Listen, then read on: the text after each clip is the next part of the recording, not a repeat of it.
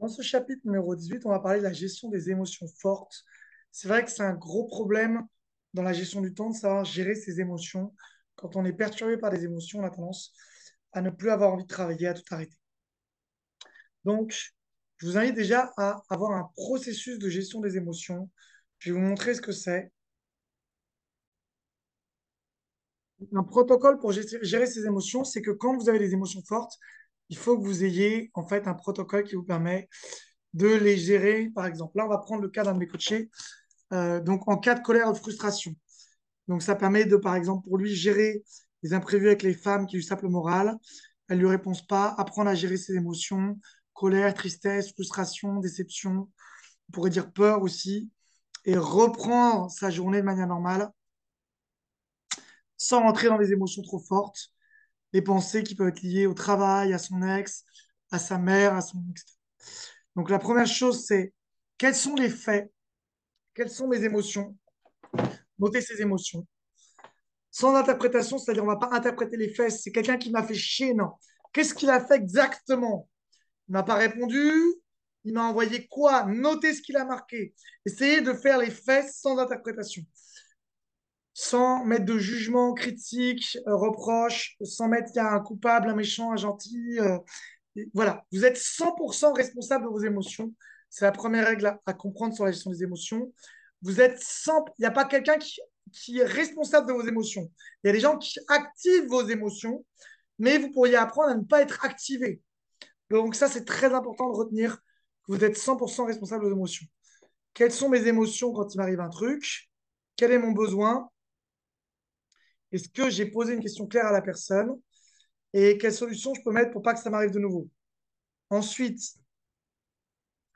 voilà. Est-ce qu'on peut attendre 24 heures quand quelqu'un nous énerve avant tout de suite de réagir? Arrêtez de répondre tout de suite. Euh, à combien de 1 à 10 la situation me fait chier? Dans un an, est-ce qu'elle me fera toujours autant chier? Sur une échelle 1 à 10, dans 10 ans, est-ce qu'elle me fera toujours autant chier d'après moi? Qu'est-ce que j'ai accompli jusqu'à maintenant? Donc là, c'est sur la séduction. Chaque émotion est une information. À quoi elle sert cette émotion? Qu'est-ce que je ressens? Qu'est-ce qui m'a emmené dans cette situation, etc. Donc ensuite, est-ce que je fais des choses qui me font plaisir en ce moment? Est-ce que je dors bien? Est-ce que je tiens toujours un journal de gratitude où je note 3 choses que j'aime bien par jour? Est-ce que je fais des affirmations positives pour me sentir bien? Etc., etc. Donc ça, c'est un peu des exercices que je peux donner finalement en coaching. Je vais vous reprendre le mien. Ça en a un autre. Hop. Donc, ne jamais répondre à chaud quand quelqu'un vous écrit. Attendre 24 heures. Vous avez un mail de quelqu'un, un message de quelqu'un qui vous énerve. Première règle, je ne réponds pas. J'attends. Répondre à chaud, c'est 3 quarts du temps. Répondre avec de la colère, de la frustration, de la peur. Si j'ai envie d'évacuer mon émotion, j'écris mais sans envoyer.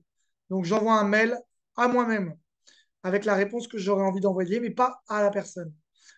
Ensuite, comme ça, vous videz votre sac, vous prenez un papier, vous notez tout ce que vous avez sur le cœur contre cette personne. Cette personne est une connasse, nanana, nanana, vous notez tout. Ou un connard, peu importe. Vous notez tout ce que vous auriez envie de lui envoyer, mais vous ne lui envoyez pas. Ça permet de vous vider émotionnellement, ce qu'on appelle sublimer sa blessure ou son émotion. C'est-à-dire que vous l'écrivez pour qu'elle soit à l'extérieur de vous. Vous pouvez aussi le faire sur un audio. Prenez votre dictaphone, vous dites à haute voix tout ce que vous avez envie de dire à cette personne, mais vous ne lui envoyez pas. Ensuite, voilà, faire des exercices de relativation, faire du sport, dormir, faire une sieste. Moi, j'écoute souvent quand je suis en colère des méditations guidées, donc MP3 hypnose. Je vous invite à avoir cette playlist. Donc moi, j'ai la playlist MP3 hypnose gratuit, free hypnosis, voilà, nanana.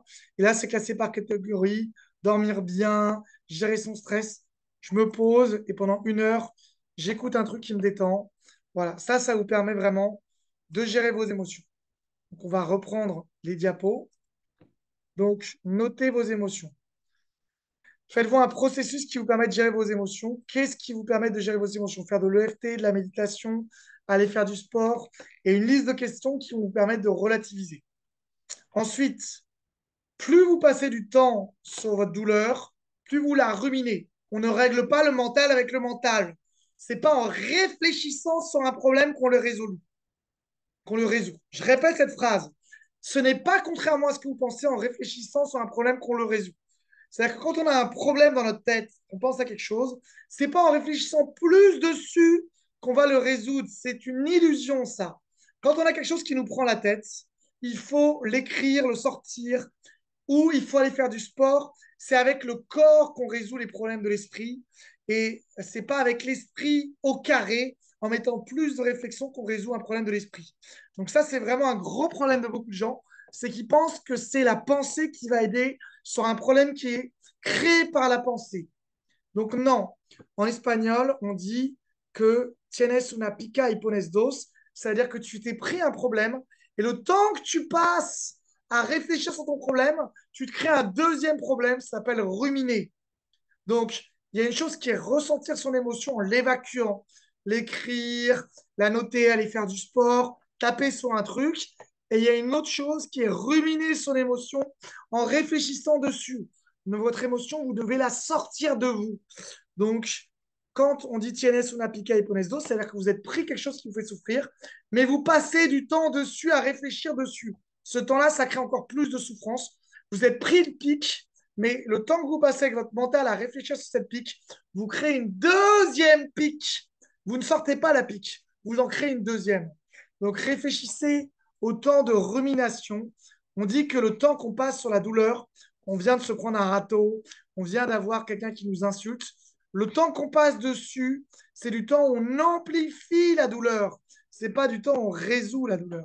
Donc il faut, pour sortir la douleur, courir, faire du sport, danser, écrire, peindre, faire un dessin, jouer du piano, ce que vous voulez, mais vous devez sortir la douleur, vous ne devez pas penser la douleur.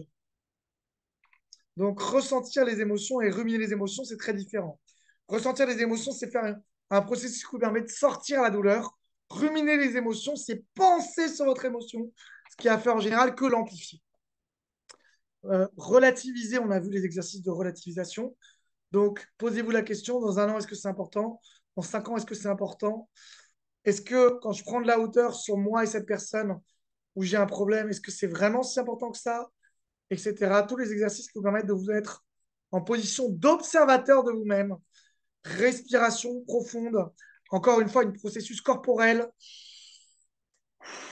Anthony Robbins dit on ne règle pas un état dans le même état où on l'a créé. C'est-à-dire, si vous êtes dépressif, vous avez une position comme ça, une posture de merde, c'est pas en restant dans une posture de merde que vous allez trouver des solutions à votre problème.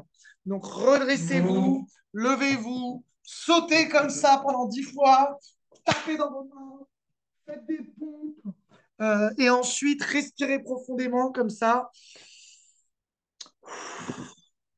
5 fois, 10 fois. Faites de la cohérence cardiaque, quelque chose qui vous permette de vous remettre dans votre corps et ensuite vous réfléchissez de nouveau à votre problème. Vous verrez que ça changera un petit peu la chose. Sport, break, écrire, expier, sortir vos émotions plutôt que penser vos émotions. Penser vos émotions n'aide pas à les extraire. Il faut trouver des processus de sublimation et de sortie des émotions. Donc, il y a une différence entre penser ses émotions et les sortir de soi. Lister des questions prêtes à l'avance. Est-ce que ce problème est si important? Qu'est-ce qui est le plus important pour moi? Comment je peux reprendre le contrôle de ma vie? Quels sont les processus qui me permettent de relativiser? Méditation et hypnose prête. Méditation guidée, vous envoyez une méditation guidée, une hypnose guidée sur Internet. Vous tapez sur Internet, hypnose, lâcher prise. Vous avez plein de trucs super là-dessus. Et vous les écoutez. Vous vous mettez dans votre lit, vous écoutez ça. Et faites un protocole. Comment vous allez gérer votre colère, votre tristesse, votre frustration, votre peur. Et ensuite, si vous voulez aller encore plus loin, à quoi sert la peur? À quoi sert la colère? Il n'y a pas d'émotions négatives. Il n'y a que des émotions agréables et désagréables. Toutes les émotions sont des messages. Émotions, c'est-à-dire immovere, de l'énergie qui circule. Il y a des émotions où l'énergie ne circule pas. Comment vous pouvez faire pour comprendre le message? La colère vous permet d'apprendre à poser vos limites. La tristesse vous permet de sortir des choses et d'accepter de pardonner des choses du passé. Je vous invite aussi à regarder la roue des émotions. Et si ça ne marche pas, allez voir un thérapeute. Je vous invite à regarder ce qu'on appelle la roue des émotions. Donc, je vous montre à quoi ça sert. La roue des émotions, c'est vous poser la question, hop, j'ouvre le truc. Chaque émotion sert à quelque chose. Ça, c'est les émotions fondamentales. Ensuite, on pourrait prendre les sous-émotions. Dans la colère, il y a la frustration, etc. Donc, la colère, on va prendre la frustration, ça sert à accepter votre impuissance, qu'il y a quelque chose qui vous a permis, qui vous a mis dans l'irrespect de vous-même ou dans l'irrespect des autres. Donc, quel est le besoin derrière? Le besoin de s'écouter plus, de se comprendre plus. La honte, ou finalement, tous ces sentiments de culpabilité, c'est souvent apprendre à vous pardonner, à accepter qui vous êtes, à accepter que vous n'êtes pas parfait, à accepter que vous avez besoin de choses qui sont différentes de ce que la société impose. C'est souvent lié au regard des autres. Accepter que vous êtes différent de la majorité, etc. La tristesse, ça vous permet d'avoir de l'acceptation aussi, de l'amour de vous-même, des autres, de l'expression de vos émotions, du réconfort. Donc, apprenez aussi à comprendre à quoi servent vos émotions plutôt que d'essayer de ne pas avoir d'émotions négatives. Il y a une connerie dans le développement personnel, c'est de croire qu'on n'a que besoin d'être dans des émotions positives. C'est complètement faux.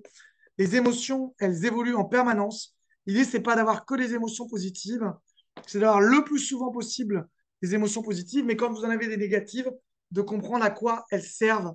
Et ensuite, bien sûr, quand il s'agit de gérer vos émotions, si elles sont trop puissantes, d'aller voir un thérapeute, un psychologue et d'apprendre aussi des techniques de libération émotionnelle, le l'EFT, le MDR, la méditation, le sport, l'hypnothérapie, tout ce qui va vous permettre d'avoir des outils de libération de vos émotions, dessiner, jouer d'un instrument, courir, des choses qui vous permettent de sortir vos émotions. Voilà, j'espère que ça vous permettra, quand vous êtes dans des émotions fortes qui vous empêchent de travailler, d'avoir des compréhensions que c'est pas penser ces émotions qui les libèrent, mais c'est comprendre à quoi elles servent et avoir des outils pour les extraire de soi-même, pour en comprendre le sens qui va vous permettre finalement eh bien, d'utiliser vos émotions comme des outils et non pas comme des problèmes. Voilà, c'est tout pour la gestion des émotions.